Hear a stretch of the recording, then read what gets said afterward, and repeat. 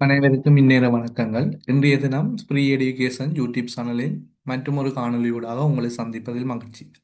அந்த வகையில் இன்றைய காணொளியானது நுண்ணறிவு மற்றும் உளச்சார்பு தொடர்பான காணொளியாக அமைய இருப்பதுடன் இந்த காணொளியானது 2015 ஆண்டு 17 ஆண்டு காலப்பகுதியில் நடைபெற்ற இலங்கை விஞ்ஞான சேவைக்கான திறந்த போட்டி பரீட்சை ஆட்சேர்ப்புக்குரிய கடந்த கால வினாத்தாளின் தொடர்ச்சியாக அமைகிறது. இதற்கு முன்னர் கடந்த காணொளியிலே நாங்கள் 1 தொடக்கம் 15 வரையான வினாக்கள் கலந்துரையாடி இருந்தோம். இன்றைய தினம் 16 தொடக்கம் 20 வரையான வினாக்களை உங்களுடன் கலந்துரையாட இருக்கின்றேன். அந்த வகையில் இந்த காணொளியானது இலங்கை ஆசிரியர் சேவை போட்டி பரீட்சைக்குரிய அனைத்து பரீட்சார்த்திகளுக்கும் மிகவும் பயனுள்ளதாக நான் அமைகின்றேன். அப்படி பயன் உள்ளதாக இருந்தால் நீங்கள் ஏனையவர்களுக்கும் இந்த காணொளியினை பகிர்வு செய்து நமது யூடியூப் சேனலுக்கான உங்கள் ஆதரவினை வழங்குமாறு கேட்டுக்கொள்வதுடன் இந்த காணொளிக்குரிய பிடிஎஃப் அதாவது வினாத்தாளின் பிடிஎஃப் உங்களுக்கு தேவையாக இருந்தால் நீங்கள் ஆஹ், இந்த காணொளியின் கீழ் கொமெண்ட்ஸிலே இடப்படுகின்ற வாட்ஸ்அப் லிங்க் ஊடாக இணைவதன் ஊடாக அந்த பிடிஎஃப்பை வந்து பெற்றுக்கொள்ள முடியும். தற்போது நாங்கள் நேரடியாக காணொளிக்கு பிரவேசிக்கலாம். வினாக்களுக்குள்ளே வினாக்களை பார்வையிடலாம். ரைட், இதுல வந்து 16 தொடக்கம் 20 வரையான வினாக்கள் ஏ, பி, சி, டி, இ, எஃப் ஆகிய நபர்கள் அடங்கிய திருமணமான 3 தம்பதியினர் தொடர்பான பின்வரும் தகவல்களை அடிப்படையாக கொண்டவை. முதலாவது விடயம் சொல்லப்பட்டிருக்கிறது. ஏ, பி ஆகியோர் கணவன்மார் மூவர் ஆவர். அப்ப 3 பேரும் ஆண்கள், அவர் கணவன்மாராக தான் இருக்கவர். அடுத்தது சொல்லப்பட்டிருக்குது, ஒவ்வொரு தம்பதியினரும் ஒரே தொழிலை செய்பவர்கள். அப்ப கணவனும் மனைவியும் வந்து ஒரே தொழிலில் ஈடுபடுறாங்களா இருக்கணும். அடுத்தது வந்து ஏ, பி, டி ஆகியோர் ஒன்றுக்கொன்று வேறுபட்ட தொழில்களில் ஈடுபடுகின்றனர். அப்ப இந்த கூற்றிலிருந்து உங்களை விளங்க வேணும். ஏ, பி, டி ஆகிய 3 பேரும் ஒன்றுக்கொன்று வேறுபட்ட தொழிலில் ஈடுபடுகிறோம்னு சொன்னா ஏயினுடைய மனைவி டி அல்ல, பியினுடைய மனைவியும் டி அல்ல. சரிதானே? அல்லது மாறி சொல்றேன்டா, டியின் கணவர் பி அல்ல, டியின் கணவர் ஏ அல்லன்னு சொல்லி நாங்கள் முடிவுக்கு வரலாம் இந்த கூற்றிலிருந்து. அப்ப டியினுடைய கணவர் ஆர்ன்னு சொல்லி நாங்கள் இதனூடாக அஹ், தெரிவு செய்யக்கூடியதாக இருக்கும் உங்களுக்கு. அப்ப டியினுடைய கணவர் வந்து த்ரீயாக இருப்பார். டியினுடைய கணவர் வந்து சியாக இருப்பார். இது கொஞ்சம் வித்தியாசமான தகவல் ஒழுங்கமைப்பாக இருக்கும். நாங்கள் இதுக்கு முன்ன பார்க்குற தகவல் ஒழுங்கமைப்பு இல்லை இந்த யூடியூப் சேனலில் இருக்கிற தகவல் ஒழுங்கமைப்பு தொடர்பான நிறைய காணொளிகள் இருக்கின்றன. அதில் வந்து நாங்கள் ஏதோ ஒரு அட்டவணையோ அல்லது வடிவத்தை வச்சுக்கொண்டு நாங்கள் அந்த வினாக்களை வந்து வினாக்களுக்குரிய விடைகளை கண்டுபிடிக்கிற வழிமுறைகளை எடுத்துக்கொள்வோம். ஆனால் இது வந்து அஹ், தகவலை வாசிக்கும் போது தான் எங்களுக்கு விடியெடுக்கிற ஐடியா வந்து தோன்றக்கூடிய வகையில் ஒரு தகவல் அல்லது தகவல் ஒழுங்கமைப்பு வினாவாக இது அமைகின்றது. பாருங்க, அதுல பி கம எஃப் ஆகியோர் ஏயினை விட 1 வயது குறைந்தவர் ஆவர். அப்ப பியும் எஃப்பும் வந்து ஏயை விட 1 வயது குறைந்தவர். அப்ப வயதை பார்த்தீங்கன்னா பியும் எஃப்பும் 1 வயது குறைந்தவர்கள். ஏயை விட 1 வயது குறைந்தவர்கள். அப்ப ஏயை விட சிறியவர்கள் என்பதை நான் காட்டியிருக்கிறேன். தொடர்ந்து பாருங்க. அதே போன்று ஏ இ ஏயை விட 1 வயது கூடியவர். அப்ப இதை பாருங்க, ஏ சிறியவர் இ பெரியவரா. அப்ப அதை வச்சுக்கொண்டு நாங்கள் ஏ சிறியவர் அவரை விட இ வந்து பெரியவரா சொல்லணும். பாருங்க, ஏ இ வந்து ஏயை விட 1 வயது கூடியவர்னு சொல்லியிருக்கு. ரைட், இப்ப வயதுக்குரிய தொடர்பை நீங்க பார்த்துட்டீங்க. அடுத்தது பாருங்க, வைத்திய தொழிலில் ஈடுபட்டுள்ள தம்பதியினர் ஒரே வருடத்தில் பிறந்தவர்கள் ஆவர். அப்ப வைத்திய தொழிலில் ஈடுபட்டிருக்கிற 2 பேரும் ஒரே வயதுல பிறந்தாக்களா இருக்க வேணும். அப்ப இதுல தந்ததுல பாருங்க, இந்த இதுக்கு மேல இருக்க தகவல்ல பி கம எஃப் ஆகியோர் ஏயினை விட 1 வயது குறைந்தவர்கள். 2 பேரும் 1 வயது குறைந்தார்கள். அதே போல இ வந்து ஏயை விட பெரியவர், 1 வயது கூடினவராம். அப்ப பாத்தீங்கன்னா பிஎம்எஃப் தான் ஒரே வயதுடையவர்கள் என்று சொல்லி இதுல இருக்கிற தகவலை வச்சுக்கொண்டு நாங்க ஒரு முடிவுக்கு வரலாம். அப்ப பி கணவரா இருப்பார், எஃப் வந்து மனைவியா இருப்பதற்கான வாய்ப்புகள் இருக்கிறது. நாங்க மிச்ச தகவலை வாய்ச்சு கொண்டு அதுக்கு வருவோம். அடுத்தது பாருங்க,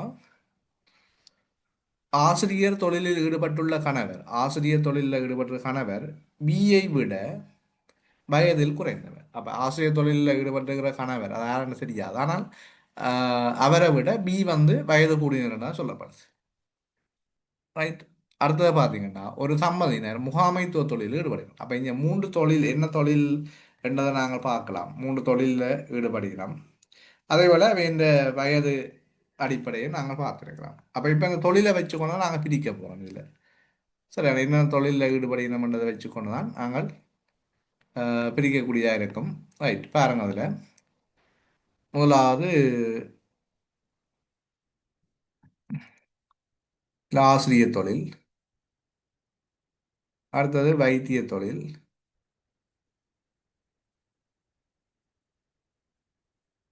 அடுத்தது வந்து முகாமைத்துவ தொழில். இந்த மூன்று தொழிலில் ஈடுபடுறாங்களை பிரித்து விட்டு மனைஞ்சது தானே. ரைட். இப்போ உங்களுக்கு ஒரு நிபந்தனை சொல்லியாச்சு, வைத்திய தொழிலில் ஈடுபடுறார்கள் ஒரே வருடத்தில் பிறந்தாங்களா பாருங்க.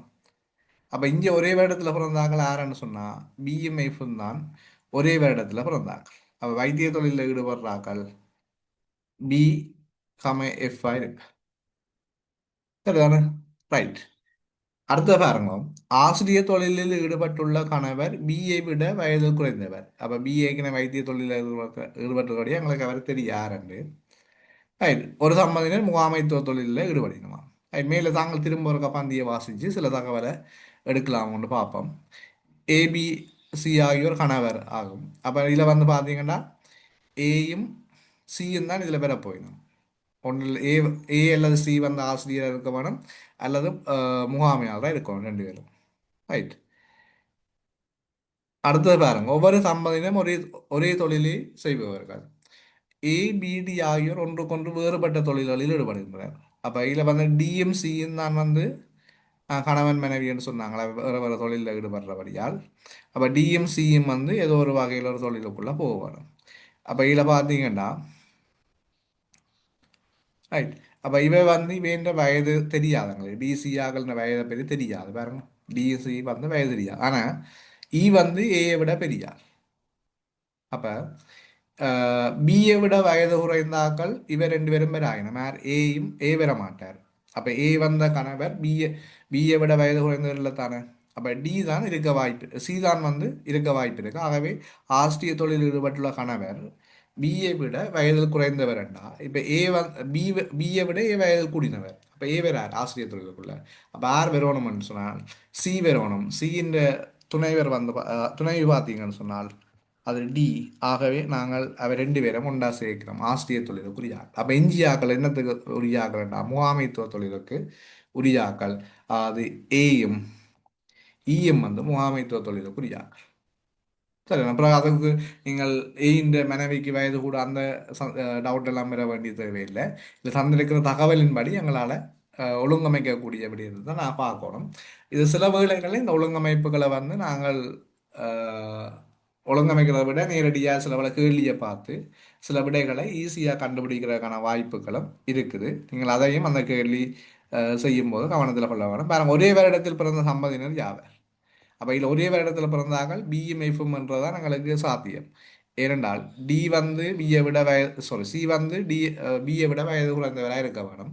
மற்றவரை பற்றி எங்களுக்கு தகவல் இல்லை. தகவல் இல்லைன்னா நாங்கள் அவையை பற்றி ஒரு முடிவுக்கு முறையில்லாது. ஆகவே அந்த இடத்துல நாங்கள் முதலாவது விடையை தெரிவு செய்ய முடியும். இந்த கூற்றுக்களை வச்சுக்கொண்டு தெரிவு செய்யலாம். அடுத்தது பாருங்க, 17வது பின்வருவோரில் முகாமைத்துவ தொழிலில் ஈடுபட்டுள்ளவர்கள் யார். முகாமைத்துவ தொழிலில் யார் ஈடுபடுகிறோம், ஏயும் ஈயும் ஈடுபட்டிருக்கிறோம். ஆகவே இதில் இ மட்டும் இருக்குது, மூன்றாவது ஆன்சர்.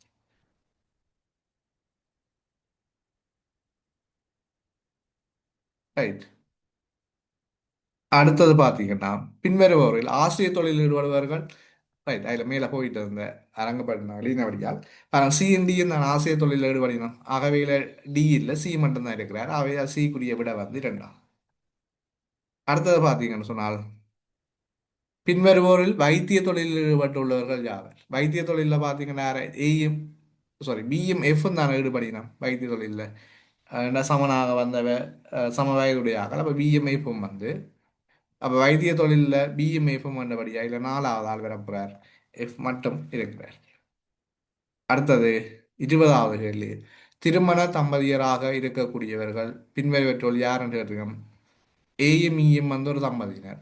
ஏஎஃப் வராது, சிஎம்இஎம் வராது, பிஎம்டிஎம் வராது. அப்போ முதலாவது ஆன்சர் வந்து அதில் மிக சரியான விடை. அப்ப உங்களுக்கு இந்த கேள்வி வந்து இலகுவான கேள்வி. கொஞ்சம் நாங்கள் ஒழுங்கமைக்கும் போது நேரடியாக சில விடயத்துக்கு இறங்க முடியாது. தொழிலை வச்சு கொண்டு தான் ஒழுங்குபடுத்த முடியும். அப்போ நீங்கள் இவ்வாறு பல பயிற்சிகளை செய்யும் போது தான் இந்த ஒழுங்கமைத்தல் தொடர்பான தெளிவான விடயங்களை வந்து அறிஞ்சு கொள்ளக்கூடிய இருக்கும். முடிந்த அளவுக்கும் நான் இந்த பரீட்சை அஹ், ஆசிரியர் போட்டி பரீட்சை வந்து 24ஆம் தேதி நினைக்கிறேன். அந்த 24ஆம் தேதிக்கு இடையில முடிந்த அளவுக்கும் இந்த நுண்ணறிவு மற்றும் பொதறிவு தொடர்பான காணொளிகளை வந்து உங்களுக்கு பகிர்ந்து கொள்ள இருக்கின்றேன். அப்போ பொதறிவு வந்து இந்த முறை அந்த ஆசிரியர் சேவையில் ஈடுபடுற இல்லை ஆசிரியர் சேவை போட்டி பரீட்சையில் ஈடுபடுறாங்களுக்காக கட்டாயமாக பிடிஎஃப் வடிவிலே தயாரித்து அது வந்து ஒரு மாதிரி வினாத்தாள் இல்லாட்டியும் பயிற்சி வினாத்தாளாக நான் அந்த பிடிஎஃப் வடிவிலே அதை தயாரித்து உங்களுக்காக பகிர்ந்து கொள்ள இருக்கிறேன். அதுக்குரிய போதுமான விளக்கத்தையும் பிடிஎஃபையும் வந்து எங்களுடைய குழுவிலே வாட்ஸ்அப் குழுவிலே நீங்கள் பெற்றுக்கொள்ள முடியும்.